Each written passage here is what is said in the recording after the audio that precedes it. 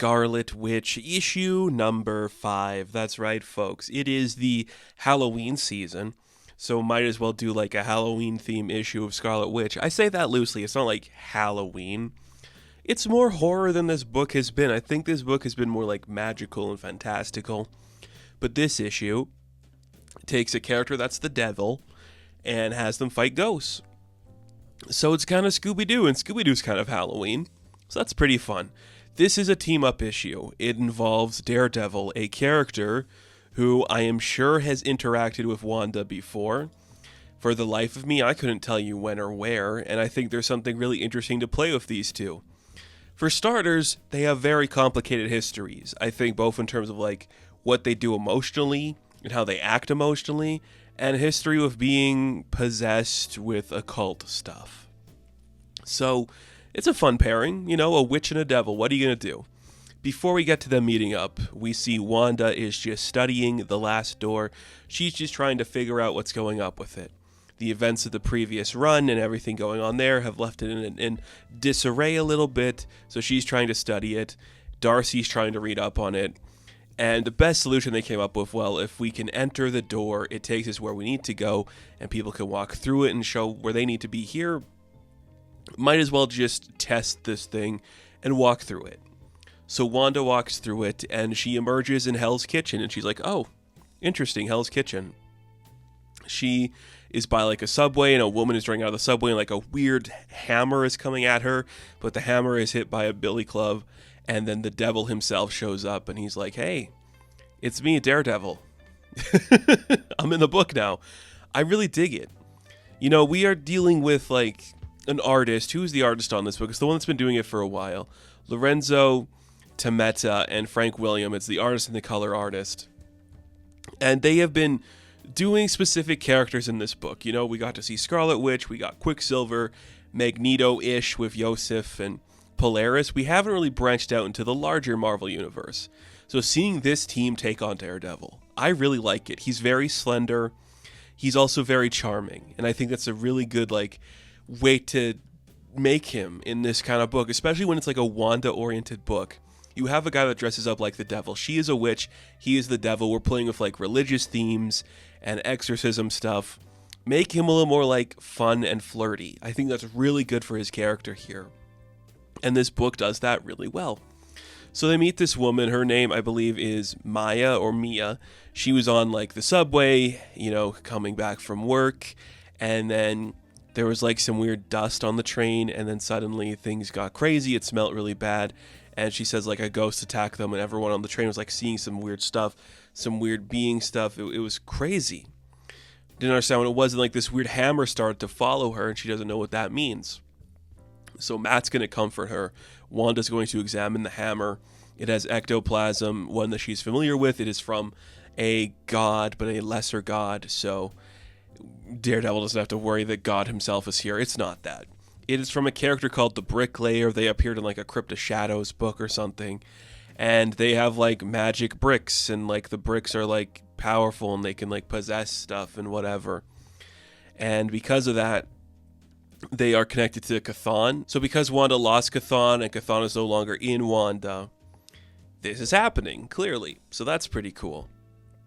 It's a fun idea, you know, take them to Hell Kitchen, team up with Daredevil. They're going to go solve a ghost murder on the ghost train. There is a ghost train in this book. It's pretty cool. So Wanda like makes an ambulance for like Mia to take to like the hospital. So she gets in there and we get up to our team up. Which is really fun. Two characters that are kind of steeped in godly stuff, but two very different examples of it. Wanda, of course, dealing with elder gods and elder beings of the universe, and Daredevil in Catholicism. I really like the way they handle all this stuff. It's really cool. I don't think we need to get into like every single detail of what's going on with like their interaction, but I really dig how they play off each other. Two very comfortable and confident people who are in like a very specific era of their Marvel history. I like that. Wanda creates like the Sentry Eye of Argus to help them like figure out where everything are. It leads them to one of the Bricklayer's bricks.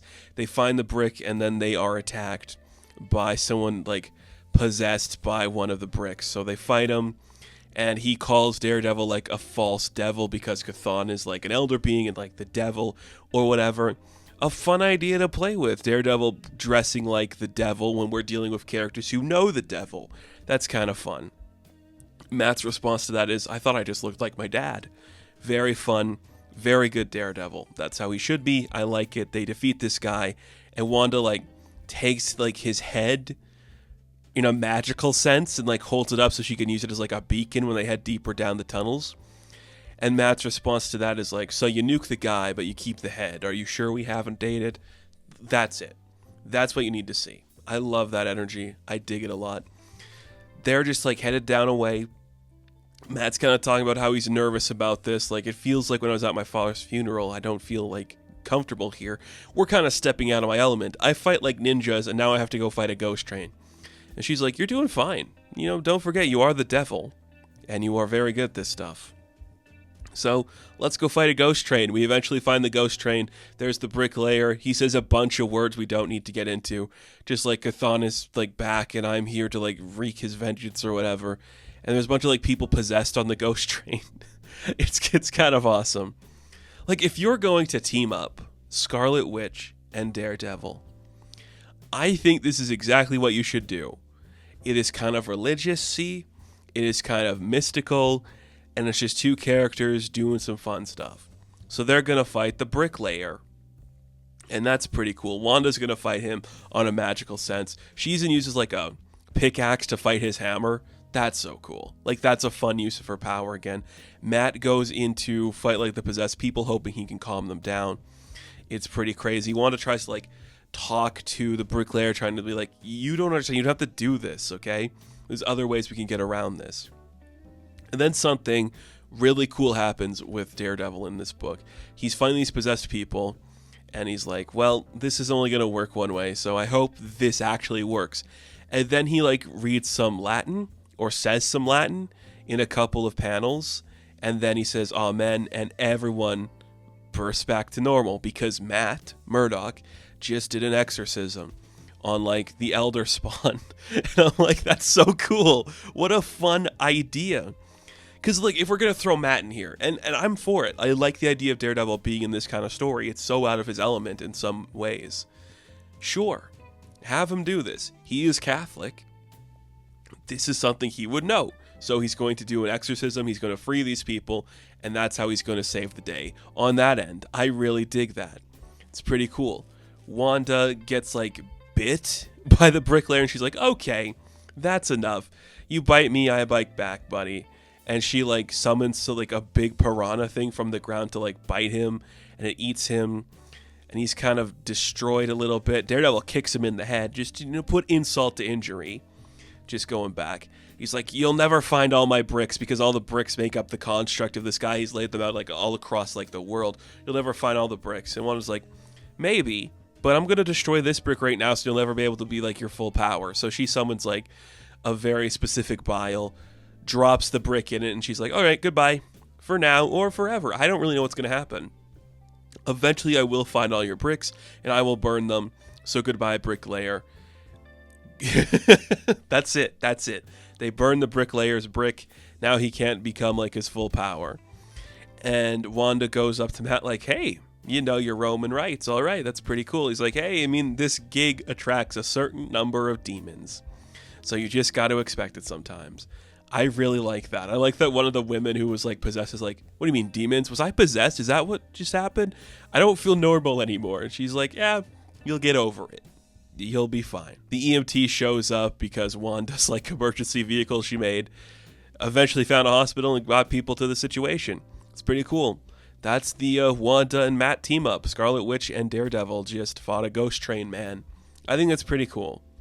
I don't know what else you would do for them to team up, but this works for me. It's steeped in their religious undertones, steeped in these two dealing with like their trauma. I'm for it. Just like ideas and threats trying to stir up the crazy stuff they've been a part of before. I'm here for it. I think that worked really well. I really dig this design for Matt. He's really slender and cool. It's working for me. So Wanda heads back to Lotkill, having just done an episode of the week. I really dig that. She literally like walks to the outside of the door right as Darcy's closing up. She's like, whoa, boss, what are you doing here? She's like, yo, that was crazy. I don't know why you scared me like that. Please don't do that. She's like, it's okay. It's fine. Everything's calm. Why don't we step inside and we'll just like take a minute, take a breather. So they walk inside the shop.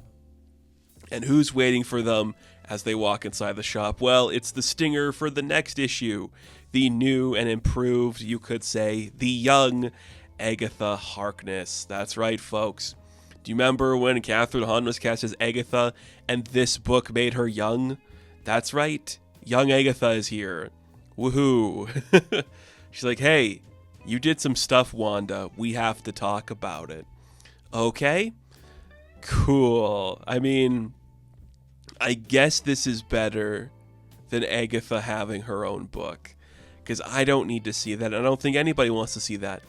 I want this Agatha to be an old lady. Like, I think she still should be. Because that's more interesting than just this. I don't know. I'm so not for this interpretation of Agatha. But I like everything Steve Orlando does with this book. So, I'm for it, man. Let's see what we got. Let's see what we're doing here. Next up, Wanda and Agatha gonna do a thing. That's fine. Give me like a fun little adventure where Matt and Wanda team up to fight like a bricklaying ghost guy. I think that's cool. It's really fun. Gets you into the Halloween spirit. I dig what we're doing here. A great read. So, Scarlet Witch, issue number 5. I am going to give a 9 out of 10.